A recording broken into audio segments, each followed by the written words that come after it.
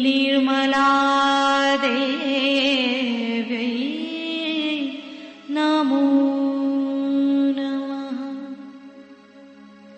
ॐ त्वमेव साक्षात् श्रीकल्की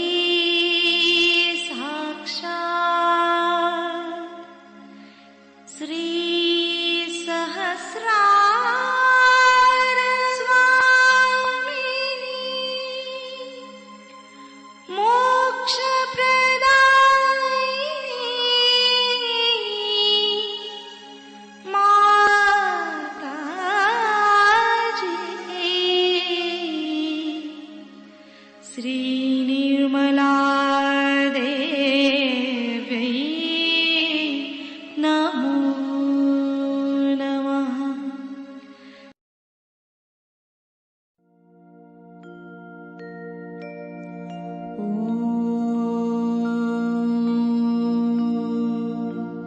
तमेव साक्षात्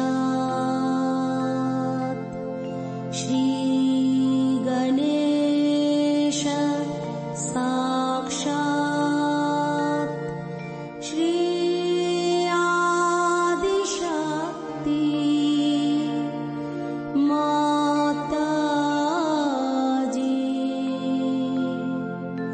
श्री निर्मला देवै नमो नमः।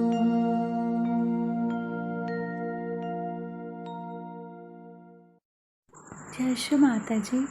दोनों हाथ माँ के सामने हृदय में श्री माता जी को नमन करेंगे। परम पूजनीय श्री माता जी, हम सभी के हृदय में अपना स्थान ग्रहण कीजिए। श्री माता जी की छवि को बीचों बीच हृदय में निहारेंगे। परम पूजनीय श्री माता जी, हम सभी के हृदय में अपना स्थान ग्रहण कीजिए। श्री माता जी, हम सबको क्षमा कर दीजिए, हम सभी अज्ञानी हैं।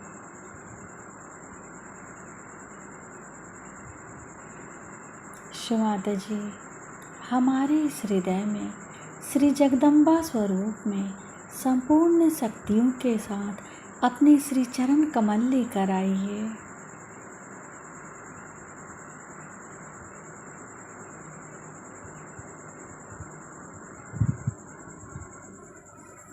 धीरे धीरे अपने संपूर्ण चित्त को मूलाधार पे, तीनों मूलाधार को देखेंगे। बाएं मूलाधार,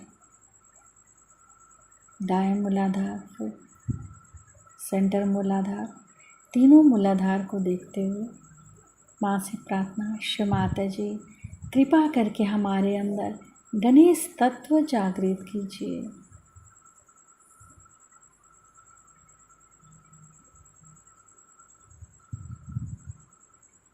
धीरे धीरे सुषुम्ना नाड़ी से अपने चित्त को उठाते हुए फ्रंट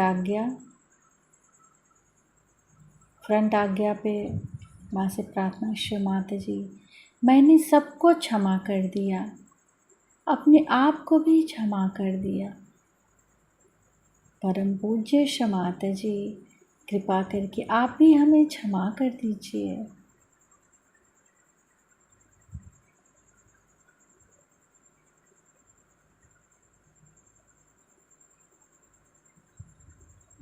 राइट आज्ञा, श्री माता जी हमारे दाहिने आज्ञा में जो कुछ भी है उसे हम आपके श्री चरणों में समर्पित करते हैं।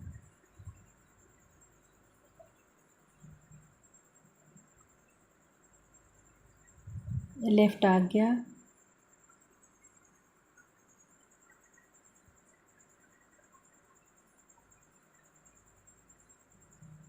श्री माता जी हमारे अंदर जो भी क्रियाएं होती हैं उससे होने वाली समस्त प्रतिक्रिया को शांत कीजिए। बैक आज्ञा। हे परमात्मा, आपके शान के खिलाफ जाने अनजाने में जो भी गलती होती है उसके लिए हम हृदय से क्षमा मांगते हैं। कृपा करके हमारे अपराधों को क्षमा करें। श्री महागणेश मंत्र। ओम त्वमेव साक्षात् श्री महागणेश साक्षात् श्री आदि शक्ति माता जी श्री निर्मला देव्यै नमो नमः।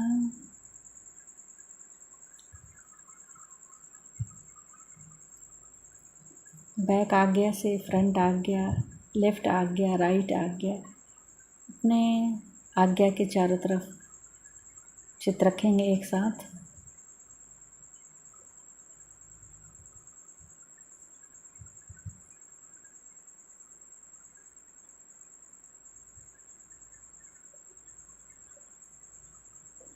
फिर अपने मूलाधार को फ्रंट आज्ञा से जोड़ेंगे, सेंटर मूलाधार को फ्रंट आज्ञा से जोड़ेंगे, मिलाएंगे।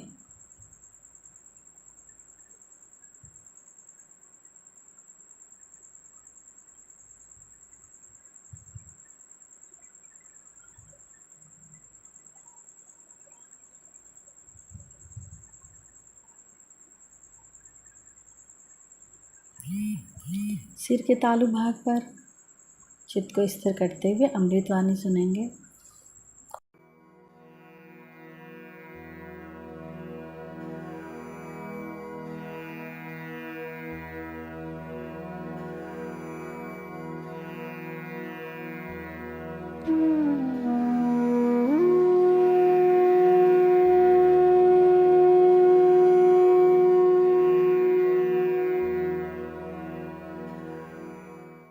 जिस शक्ति को आप इस्तेमाल कर रहे हैं उसको रीफिल कर लेते हैं।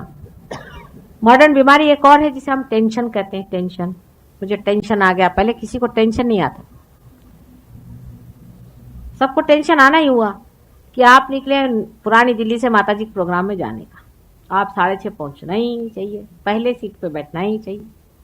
देर से जाएंगे कोई हर्ज नहीं, देर से भी आए तो वो समय आपका आने का था, आ गए, कोई बात। ऐसी कौन सी आफत मची हुई भाई, मुझे कहाँ जाने का और आपको कहाँ जाने का। आराम से बैठेंगे, 2-4 बातें करेंगे, चलो हो गया सहयोग पूरा। कौन सी आफत मचाने की चीज है, कोई। इतने सरल सहज आराम से बैठिए, वैसे ही आपको सहयोग प्राप्त होगा। मैं देखती हूँ कि सहयोग में भी लोग इसका प्लानिंग करते हैं, मुझे आती बड़ी हंसी कि अगर आप ये कहे कि 2 दिन बाद यहाँ पर फल लगेगा तो मैं मान जाऊं। 2 दिन बाद 5:06 पे यहाँ पे फल लगेगा इस फूल में, ये अगर आप कह दें और करके दिखा दें तो मैं आपकी बात मान जाऊं। और जो लोग जितना प्लानिंग करके यहाँ पर आते हैं उतने उनकी कुंडलिनी नहीं जागृत होती।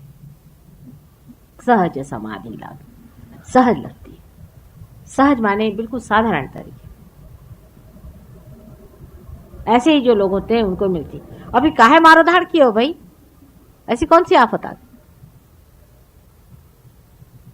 अभी बम्बई में एक प्रोग्राम हो रहा था, तो एक साहब ने कहा कि चलो भाई म्यूजिक चल रहा है, माता जी थोड़ा म्यूजिक करने। हमने कहा कर दो भाई, म्यूजिक करो, हम बैठेंगे आराम से, हमारे तो वाइब्रेशन चलते ही रहते हैं, आप रिसीव करते रहिए। तो उन्होंने जरा सा लंबा चौड़ा कर दिया जरा म्यूजिक, तो लोग जरा कहने लगे आप जल्दी खत्म करो, जल्दी खत्म करो। तो मैंने कहा भाई क्या आपको मेरा लेक्चर सुनने का है। कहा मेरी तो आज तबीयत नहीं लेक्चर देने की, अपन तो तबीयत से चलते टेम्परामेंटल आदमी। तो भाई आज तो कोई तबीयत हो नहीं रही, जरा म्यूजिक ही सुनने दो और तुम भी सुनो मेरे साथ। आराम से क्यों नहीं सुनते, थोड़ी देर अच्छा म्यूजिक हो रहा, क्यों नहीं सुन रहे भाई, सुनो। ऐसी कौन सी आफत आई, मेरे तो चल ही रहे वाइब्रेशन। मैं चाहे भाषण दूं चाहे नहीं दूं, वो तो चल ही रहे, हर समय कार्यान्वित है, एक क्षण भी नहीं रुकता। अभी लेक्चर में क्या रखा हुआ मेरी समझ नहीं आता। तब शांति से बैठे, मैंने कहा अच्छा वाला म्यूजिक चल रहा है, बीच में आप क्यों चिल्ला रहे। हम लोगों को आदतें पड़ गई हैं, यादें छूटती नहीं। आराम से 5 मिनट बैठ करके हम लोग किसी से कभी बात नहीं करते। कोई अगर अपने यहाँ दोस्त आया तो कहेंगे चल भाई तेरे को खाना खिलाओ, बीवी घर के अंदर खाना बनाएगी, आप बैठे हो वहां पे पॉलिटिक्स झाड़ेंगे, कुछ होगा जो भी हो। नहीं तो टीवी लगा लेंगे, सब लोग टीवी देख रहे हैं। अरे भाई आपस में कुछ आदान प्रदान करो, कुछ बातचीत करो। आपने बुलाया है दोस्त को, आप टीवी लगा करके आपस में अनजाने ही आप चले जाते, ये फिर दोस्ती नहीं होती। दोस्ती किसकी आजकल? कोई दोस्ती नहीं आजकल। दोस्ती तो तब आती जब आपस में कोई मजा उठाया जाए, दोस्ती उसे कहते हैं। आजकल दोस्ती का मतलब है फिर बिजनेस आ गया, नहीं तो ताश खेलो, ताश खेले बैठ गए, तब तक भी ठीक है, फिर रुपया लगाया, काम खत्म। दोस्ती अगर खत्म करनी तो ताश में आप रुपया लगाइए। जिसने कोई ताश में रुपया लगा लिया वो काम खत्म, ये बात होती। अब हमने ये कहा कि आप बैलेंस में रहिए। बैलेंस में रहने का तरीका ये, जरा से हल्के होइए, जरा भागा दौड़ी कम करिए, जरा बैठिए, जरा देखिए, मजा देखिए। सवेरे सूरज उठता है, आकाश में देखिए कितने सुंदर रंग आते हैं, यूं ही चला जाता है वो काम। शाम को सूरज डूबता है, इतने सुंदर रंग उठते हैं, वैसे ही चला जाता है। कितने ही फूल खिलते हैं, कितने ही बाहर आती है, कितने ही रंग बदलते हैं, ऐसा ही सारा शाम चला जाता है। कितने ही लोग मिलते हैं, सबसे मिलते हैं और बगैर मिले ही वो लोग चले जाते हैं, बिल्कुल अजनबी, कभी जाना ही नहीं। कोई मरता है तो चलो भाई उसके लिए फूल बेच दिए, हो गया काम खत्म। अब जहां सबसे ज्यादा रजोगुण हो गया वहां तो यह हालत है कि कोई मरता है, बाप भी मरता है तो पेपर में आ जाता है भाई मर गए, तो बाप पहले से पैसे दे जाते हैं, भाई मैं मर जाऊंगा तो मेरे एक सूट सिला देना नया, मेरे को पहना देना। अब वहां लिखा जाता है कि फलानी तारीख को आप आके देख लीजिए उनकी बॉडी, वो दिखा देती कि भाई देखो इनको सूट सिला दिया, अब ये मर गए। और सब लोग आते हैं, उसमें एक एक फूल चढ़ा दिया, जो भी हो चले गए अपने घर को। ये वहां हालत है, कोई आदान प्रदान नहीं, कोई दोस्ती नहीं, कोई फ्रेंडशिप नहीं, कोई पहचान नहीं, कुछ नहीं, आए वैसे चले। नानी के घर आप जाइए, वहां पर तो नानी कहेगी कि पहले तू मेरे टेलीफोन के 2 पैसे दे, तब तू घर में पैर रख। तुमने उस दिन टेलीफोन किया था, उसके 2 पैसे नहीं देते, पहले वो 2 पैसे दे। सारी चीज यही हो गई। इस तरह के आर्टिफिशियल जीवन में भी इम्बैलेंस आ जाता है, क्योंकि आर्टिफिशियलिटी के साथ रहना पड़ता है। किसी के घर जाइए, साहब खाने पे बुलाते हैं, 8 बजे के घर 8:30 बजे हो गए तो माँ चीखना शुरू कर दिया कि अपने घर खाने को नहीं मिलता है साहब, देर हो गई तो कौन आफत आ गई, आ गए 8:30 आए चाहे 9 बजे आ गए, क्या हो, आओ बैठो आराम करो। पंक्चुअलिटी चाहिए, पंक्चुअलिटी काहे की नहीं चाहिए इतनी ज्यादा, जरूरत से ज्यादा करने की पंक्चुअलिटी जरूरत है। हाँ, पंक्चुअलिटी एक ही चीज में होनी चाहिए कि अपने अंदर जो परमात्मा का कॉल है उसकी और पंक्चुअलिटी होनी चाहिए। इस वक्त परमात्मा ने हमें याद किया है, फौरन ध्यान में चले जाओ।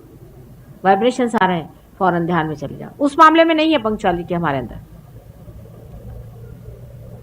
इससे क्या होगा? पंक्चुअलिटी से हुआ क्या? जिन देशों ने बहुत पंक्चुअलिटी रखी उन्होंने क्या अचीव किया? यही सुसाइड। पंक्चुअलिटी से वो लोग सुसाइड करते, सुसाइड का भी टाइम लिखते।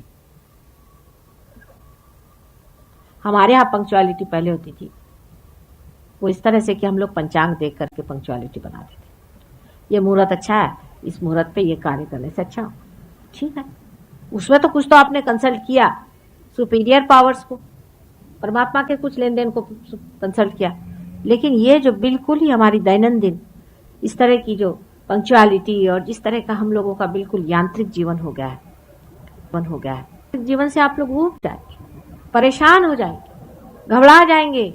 वही सवेरे उठना, वही दाढ़ी बनाना, वही मुंह धोना, वही दफ्तर जाना, वही फिर वही घर पे आना, फिर वही बातें, फिर आप लोग घबरा जाएंगे। और घबराहट से फिर शुरू क्या होगा? वही चीज जो वहां हो रही है, गांजा और क्या LSD, और उससे भी नहीं तो हमेशा बेहोश रहना, मतलब पलायनवाद। भागो, इस दुनिया में जीने की क्या जरूरत है? जब मनुष्य जीवन में बोर हो जाता है तभी वो इन पलायनवादी जीवन को खोजता है। मनुष्य बोर इसलिए होता है क्योंकि वो अपने को जानता नहीं। जब अपने को जानता है तो मस्ती चढ़ती उसको, क्योंकि आप अपने अंदर इस कदर सुंदर, इतने व्यवस्थित, इतने मधुर हैं कि आपको फिर कोई जरूरत नहीं किसी की। आप अपने साथ बैठे रहते हैं, बड़ा मजा आता है। जब आप अकेले होते हैं तब सबसे अच्छे रहते हैं आप, बड़ा मजा आता है। अपने ही जीवन को देखते रहते हैं, अपने ही अंदर, अपने ही स्वर्ग को देखते रहते हैं। हाँ, जब दूसरों से मिलते हैं तब ये लगता है कि इनमें भी ये स्वर्ग जागे, ये भी हमारे साथ इस स्वर्ग में हमारे साथी हो। जैसे 2 शराबी बैठ जाते हैं तब उन्हें मजा आता है, अकेला कोई पीता नहीं। इस तरह का एक खुमार जिंदगी भर चढ़ा रहता है। ऐसी बादशाहत जब पानी हो तो पहले कुछ बादशाहत अंदर भी आनी पड़ती है। सबसे पहले अपने अंदर बैलेंस लाना पड़ता है, और ये धर्म से होता है। धर्म का मतलब कभी भी हिंदू मुसलमान से मेरा नहीं होना है। आप समझ सकते हैं इस चीज को। कभी भी मैं इस तरह के बाह्य छोटे छोटे घरौंदों में विश्वास नहीं करती, न ही मैं वो घिरावों को विश्वास करती हूँ जो बिल्कुल ही मनुष्य के बनाए हुए, बिल्कुल ही बेकार के होते। इन सब चीजों को तोड़ फोड़ करके ही सहयोग पनपा है। लेकिन धर्म का मतलब यह है कि हमारे अंदर जो सस्टेनेंस पावर है, हमारे जो अंदर जो बसी हुई इनेक धर्म है, हमारे एक एक अंग प्रत्यंग में जो बनाया गया है, उसको जागरूक रखना चाहिए। इसके बारे में मैंने आपसे कल बताया था, अनेक धर्म है। उसमें से एक आपको आश्चर्य होगा कि सबसे बड़ा धर्म यह है कि सर्वधर्म समानत्व। गांधी जी ने कहा था सर्वधर्म समानत्व, नत्व मीन्स उसका तत्व एक है, समझ लेना चाहिए। पेड़ के अंदर बहने वाली शक्ति हर जगह जाती है, मूल में जाती है, उसके बार्क में जाती है, उसके पत्तों में जाती है, उसके फूलों में जाती है, और फिर वो लौट करके वापस चली आती है। वो कहीं भी लिपटती नहीं।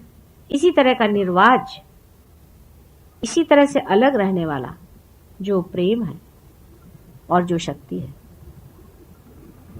उस शक्ति में जो एक तत्व चारों तरफ घूम रहा है, उसी प्रकार सारे ही धर्मों में एक ही तत्व घूम रहा है। और वो सीधा साधा सरल तत्व एक ही है कि जब धर्म की स्थापना हमारे अंदर हो जाती है, जब हम किसी भी धर्म के तत्व से प्लावित हो जाते हैं, उस तत्व को जब हम अपने अंदर पूरी तरह से स्थापित कर लेते हैं, तभी हमारा इवोल्यूशन हो सकता है। जैसे कि हिंदू धर्म के लोगों को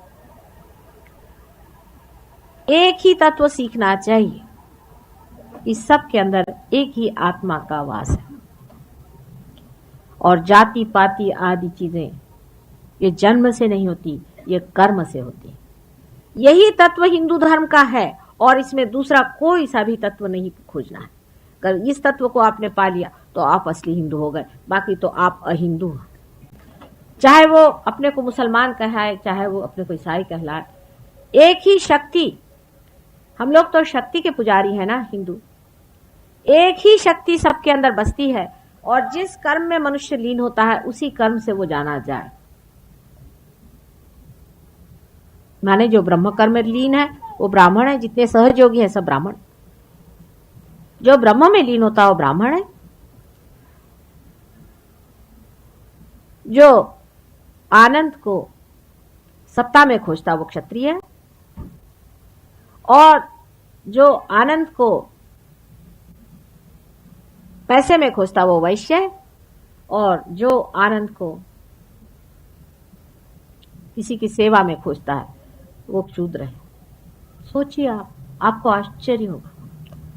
हमारे अंदर तो सेवा भाव का बड़ा भारी आदर्श है। सबकी सेवा करनी चाहिए, इसकी सेवा करो, उसकी सेवा करो। अब देखिए इसे शूद्र क्यों कहा गया, ये सोचने की बात है। बड़ी आश्चर्य की बात है कि कोई किसी की सेवा करे तो शूद्र क्यों। ये बड़ी सूक्ष्म बात है। इस सूक्ष्म बात को अगर आप समझ लें तो आप हिंदू धर्म का इसेंस समझ गए। किसी की सेवा जो करे सो शूद्र है, क्योंकि दूसरा कोई है ही नहीं। अगर हम आपको ठीक करते हैं, आपकी मालिश करते हैं, आपका सर ठीक करते हैं, तो हम अपने को ठीक कर रहे हैं असल में, क्योंकि हमारा ही सर पकड़ा हुआ है, आपका पकड़ा है। हमारे आप अंग प्रत्यंग है, तो हम अगर इसे ठीक नहीं करेंगे हमारे अंग प्रत्यंग को, तो हमें ही तकलीफ होती है। दूसरा कोई है ही नहीं। जिसने ये आइडिया ले ली कि मैं दूसरे की सेवा कर रही हूं, बहुत ही शुद्र आइडिया। जिसने ये सोच लिया कि मैंने बड़े बड़े अनाथालय बना लिए, मैं जाता हूं गरीबों की सेवा करता हूं। कौन है गरीब? आप हैं गरीब। मुझे गरीबी इसलिए करती है कि ये मेरा ही पार्ट एंड पार्सल है। अगर कोई इंसान संसार में गरीब है तो वो मेरे लिए थ्रेट है, मैं ही गरीब हूं।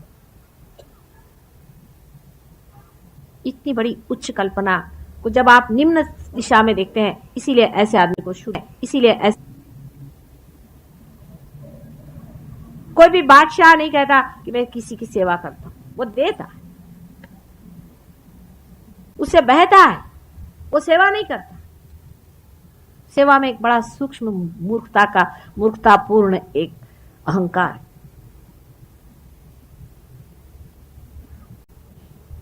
किस पे उपकार आप करने जा रहे हैं? ये सब आपके अंग प्रत्यंग शरीर में है। और इसीलिए सहयोग में जब आप कलेक्टिव कॉन्शियसनेस में आ जाते हैं तो आपको आश्चर्य होता है कि किसी की विशुद्धि चक्र में पकड़ है, अगर कोई बीमार है तो आपका भी पकड़ता है। आप कहते माँ इसका विशुद्धि पकड़ रहा है, जल्दी छुड़ाओ, क्योंकि आपसे रहा नहीं जाता है, वो आपका अंग प्रत्यंग बन जाता है। और आप कहते नहीं माँ देखो इसका पकड़ रहा है, मतलब ये कि आपका खुद पकड़ रहा है। देखिए आप कितने एकाकार हो जाते हैं उससे।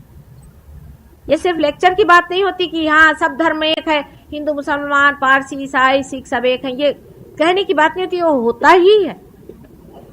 कोई भी आदमी आपके सामने आप कहेंगे माँ देखिए इसका ये पकड़ रहा है, और आपकी उंगली में पकड़ रहा है, पकड़ आपकी उंगली रही है, आप कह रहे इसका पकड़ रहा है। जैसे आपने अपनी उंगली ठीक कर ली, वो भी ठीक हो गया, आप भी ठीक हो गए। ये बड़ी सूक्ष्म से सूक्ष्म बात, इसकी सूक्ष्मता को वही पकड़ सकता है जिसमें सूक्ष्म बुद्धि है। इसलिए जो आदमी ऐसा कहता कि मैं बड़ा संसार में उपकार करता हूँ और मैं बड़ी मिठाइयां बांटता हूँ और मैंने लंगर खोल रखे हैं, वो महामूर्ख और शूद्र है। किसी पे भी उपकार करने का मनुष्य को कोई अधिकार नहीं। उपकार तो एक ही करता है, परमात्मा, और वो भी अपने ही ऊपर उपकार कर रहा है, किसी दूसरे पे नहीं। जब वो अपने से नाराज हो जाता है तो तहस नहस कर देता है, जब अपने से प्रसन्न होता है तो सब ठीक ठाक कर देता है, और जब किसी पे उपकार करना होता है तो वो सारे संसार को उबार देता है। क्योंकि संसार भी परमात्मा ही है। विराट के अंग प्रत्यंग में सारा संसार है। जैसे समझ लीजिए कि अगर ये लाइट है परमात्मा की और उसके सामने अगर विराट का चित्र है, तो इससे जो प्रोजेक्शन बाहर आ रहा है स्क्रीन पे वही सारा संसार है। अब अगर इस विराट में कोई तकलीफ है तो वो वहां भी दिखाई देगी, अगर वहां कोई तकलीफ है तो वो यहां दिखाई देगी। उसको ठीक किए बगैर विराट ठीक नहीं होने वाले, उनकी तबीयत ही नहीं ठीक होने वाली, ना उन्हें आराम मिलने वाला। ये मैं आपसे सच कहती हूं। आपको आश्चर्य होगा, एक बार मेरे पैर में लगी चोट, तो हमारे साथ एक डॉक्टर थे, उनका मैं माता जी आपको वाइब्रेशन देते। मैंने कहा अच्छा हो बेटे, जो तो वाइब्रेशन। जैसे उन्हें मैंने पैर पे हाथ रखा, उन्होंने धड़ धड़ वहां से वाइब्रेशन आने लगे। मतलब जब कभी चोट लग जाती तो वहां से डबल वाइब्रेशन आती, अगर मैं थक जाती हूँ तो मैं से ट्रिपल वाइब्रेशन आती, जब मैं बीमार हो जाती हूँ वहां से ऐसे वाइब्रेशन आएंगे जैसे आप सब लोग बीमार हैं। समझ लीजिए बहुत से लोग दिल्ली शहर में बीमार हैं फ्लू से, तो मुझे भी फ्लू हो जाएगा, और उसमें से जो वाइब्रेशंस निकलेंगे उस वक्त वो आपके फ्लू को ठीक करेंगे, और जब वो निकल जाएंगे तो मैं भी ठीक हो जाऊंगी। क्या अजीब सी चीज है, देखिए है ऐसी चीज, यही होता है। ये बड़ी सूक्ष्म चीज है, और इसे आप समझें और इसे आप देखें और इसका साक्षात्कार करें। आप में से ऐसे भी यहाँ लोग हैं कुछ जिन्होंने बात देखी, ऐसा ही होता है। जैसे कि समझ लीजिए कोई एंटीबॉडीज अंदर में तैयार होती हैं और वो बहने लग जाती है। इसलिए हमारे संतुलन में जो हमने पहले ही से कहा है, सबसे बड़ी चीज है कि हमें धर्म के तत्व समझ लेने चाहिए। सर्वधर्म समानत्व बहुत जरूरी चीज है। कोई भी आदमी अगर कट्टर हो, इन्होंने बड़े बनाए कट्टरपना के नमूने बना रखे। हिंदू धर्म में बड़ी अच्छाई एक ही है कि उन्होंने कोई एक मनुष्य जाति पर कोई लगाया नहीं कि भाई तुम ईसा मसीह है या कोई मोहम्मद साहब ही है। एक अच्छाई ये हो गई, लेकिन उन्होंने सोचा जब इससे गए तो अब कुछ और दूसरा बना, क्योंकि ये तो गई बात कि जितने ईसाई हैं वो पार हो गए या जितने मुसलमान हैं उनका ठीक हो गया, तो अब उसका कैसे किया जाए। तो वो कहते हैं कि अच्छा ठीक है, इसका अगर नहीं हो रहा तो दूसरा इलाज बना। तो क्या इलाज उन्होंने बनाया कि चलो जाति पाति बना दो।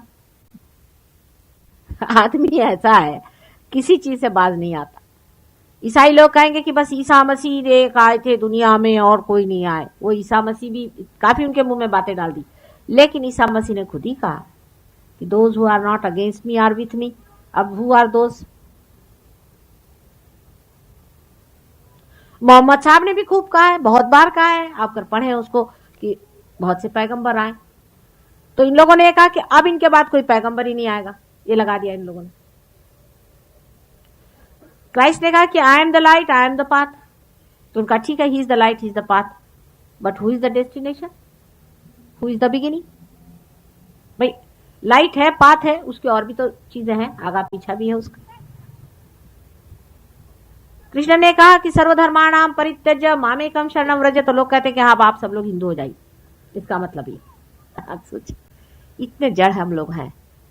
जिसने जो कहा उसको बड़ा ही जड़ कर दिया। हर एक तत्व को जड़ करने में मनुष्य बहुत होशियार हो जाता है, और इसीलिए जितनी भी सूक्ष्मता है खोती गई है।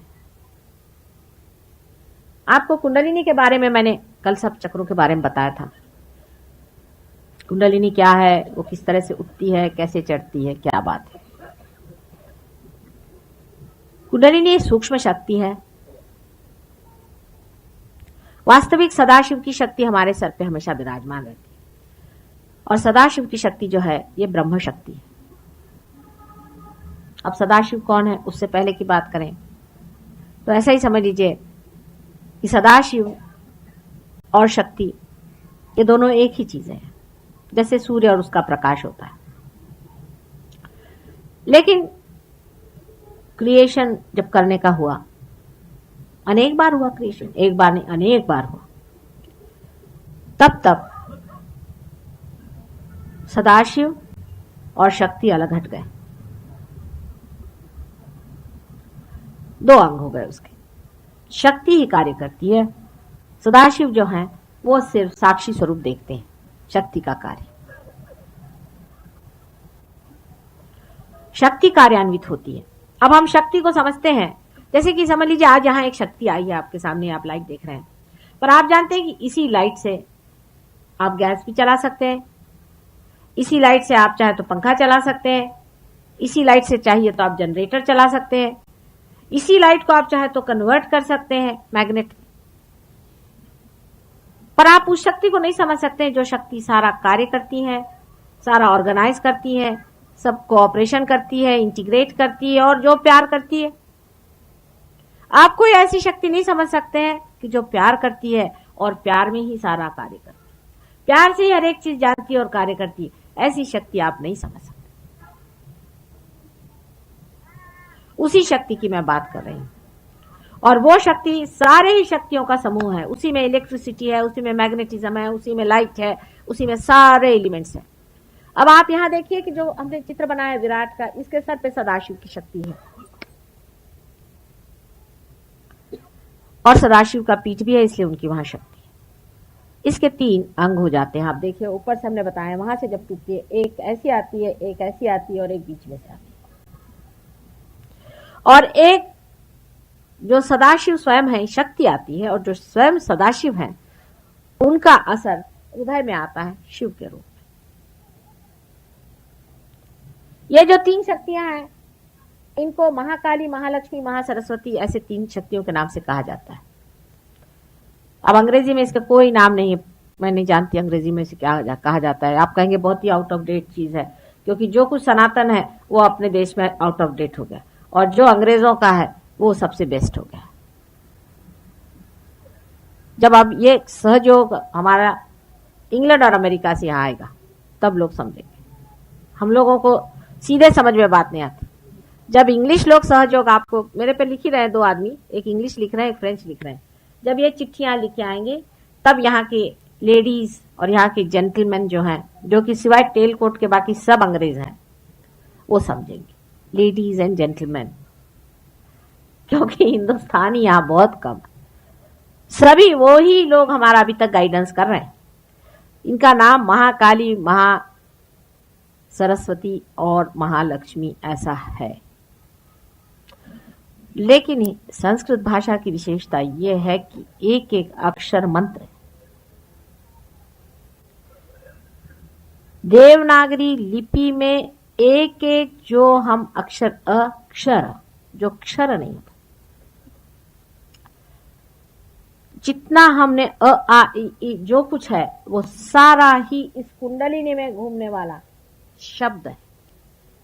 वहां वो शब्द निकलता है। मनन में हम लोगों ने इन शब्दों को सीखा है और तब लिखा है। अंग्रेज लोग कहते हैं कि मगर जैसा बोलते हैं, ऐसा हमने एम सीखा। मगर फगर से हमारा कोई मतलब, इन्होंने जानवरों से भाषा सीखी। हमने मनुष्य के अंदर बहने वाली कुंडलिनी से भाषा सीखी है। जब कुंडलिनी ऐसे घूमती है तो आवाज वो करती है श स स। यहाँ पर नीचे में हर जगह उसके अलग अलग शब्द है। जैसे यहाँ हम दो शब्द आते होते हैं, वो जो हम जिसे ओम कहते हैं, जिसे हम ओम करके लिखते हैं, ओ जैसे जो लिखते हैं, जो आप जिसे लिपि में ओम लिखते हैं, वो यहाँ आप देख सकते हैं कि यहाँ पर ओम ही जैसा जब कुंडलिनी जागृत होती है तो यहाँ जब उस पर लाइट पड़ती है तो ये जो चक्र है यहाँ पर ओम ऐसा ही लिखा होता है जैसे आप लिखते हैं। और जो अ आ ई जो भी लिखा है आप लिखते हैं देवनागरी में, संस्कृत भाषा में, वो भी हमारे अंदर जब कुंडलिनी वहां पर आघात करती है, जिस वक्त उसके निनाद होते हैं, तब वो निनाद और उसका लिखना भी घटित होता है। इतनी बारीक चीज है। क्या आपकी संस्कृति है और कहाँ से आई है, जो सारी मननों से उतरी हुई है। कोई हम लोगों ने बाहर से सीखी हुई आर्टिफिशियल चीजें नहीं है। लेकिन संस्कृत भाषा तो हमारे यहाँ लोग पंडितों की, मूर्खों की और गधों की हो गई, जिनको कि उसका उच्चारण भी नहीं आता, जो उसके इसेंसेस को नहीं समझते। क्योंकि हम तो सब अंग्रेज हैं, शेली एंड कीट्स पढ़ते रहते सुबह शाम। ये भाषा हमारे अंदर उत्पन्न होती है और लिखित होती है। एक एक अक्षर में लिखने में अर्थ होता है। ओम कैसा बना, उस पर ओम कैसा बना जब याद किस तरह से ओम की रचना होती है, बिल्कुल ओम ही लिखा। मैं ऐसी उंगली घुमा रही हूं, आपका भी आज्ञा घूम रहा है। इतनी साइंटिफिक चीज है क्योंकि इसका संबंध रियलिटी से है। इससे बढ़ के और कौन सी चीज साइंटिफिक हो सकती है।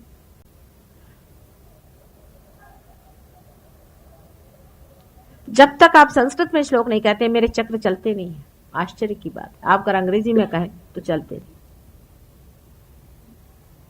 सिर्फ आज्ञा चक्र पे ही जो ईसा मसीह की जो उन्होंने अपनी लिखी, क्योंकि यहाँ ईसा मसीह का स्थान है, उस पर उनका जो हिब्रू में जो उन्होंने लिखा हुआ है लॉर्ड्स प्रेयर वो चलता है। पर इंग्लिश में भी गए तो चल जाता है।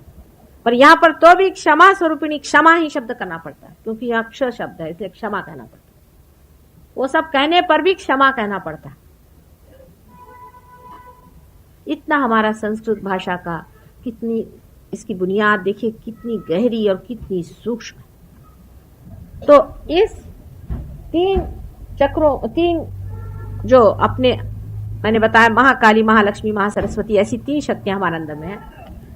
इनको ही ऐम रीम क्लीम ऐसे कहते हैं क्योंकि इनका निनाद ऐम रीम क्लीम ऐसा होता है।